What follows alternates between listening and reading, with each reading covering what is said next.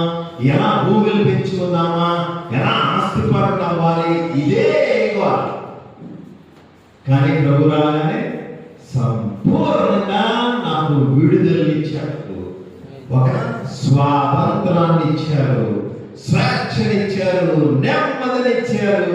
ఇది కంటికి కనిపించదు, దీనికి వెల కట్టలేము. జీవం ఇచ్చారు. చనిపోయిన నాలో జీవం ప్రవేశించింది. ఎప్పుడు?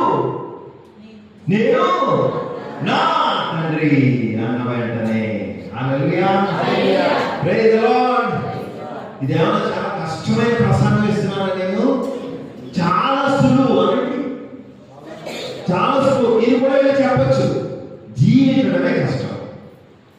నిరంతరం ఎల్లవేళ ఆయన్నే ధ్యానిస్తూ, అంతరంగంలో ఆయన్నే తలపోసుకుంటూ, ఆయన్ని పెనవేసుకుని ఆయనతో కొనసాగుతూ ఉండే ఈ జీవాన్ని మనం 2026లో వదలకూడదని నేను ఈ రోజున మీ అందరి ఎదురుగా నుంచున్నాను. Praise the Lord, praise the Lord, హల్లెలూయా.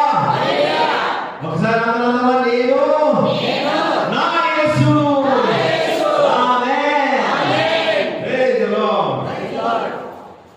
ఇలాగా నాకు కనుక ముందుగానే ఎవరైనా చెప్పుంటే నేను ఎప్పుడో యేసు ప్రభువులోకి వచ్చేది.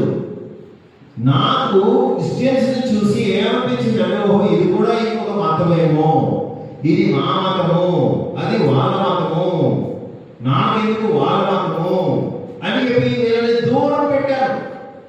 నాకు తెలియని ఒక విషయం ఏంటది, ఇది మతం కాదు, నేను నా యేసు.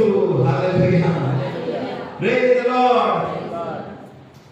మరి ఇలాగా ఈ 2026లో మీరందరూ కూడా నేను నా యేసు అని అంటూ మీరు వెళ్తుంటే మీకు స్వస్థతలు కాదు, మీరు వెళ్తున్న గ్రామమే స్వస్థత అయిపోతుంది, మీరు వెళ్తున్న కుటుంబమే రక్షణలోకి వచ్చేస్తుంది. మీరు వెళ్తున్న చోటల్లా చనిపోయిన వారందరూ తిరిగి జీవిస్తారు. అక్కడ అనేక అద్భుత సూచక కార్యాలు జరుగుతాయి. ఎందుకంటే అవన్నీ ఎక్కడ జరిగాయి? నేను నా యేసు అనే వ్యక్తి చుట్టూ జరిగి, అది ఎవరైనా అవ్వచ్చు, మీరైనా అవ్వచ్చు. హల్లెలూయా, ప్రైజ్ ది లార్డ్. మరి చాలా జాగ్రత్తగా మనం చూస్తే ఈ మాట యేసు ప్రభు వారు చాలా సార్లు అన్నారు. కానీ ఇదే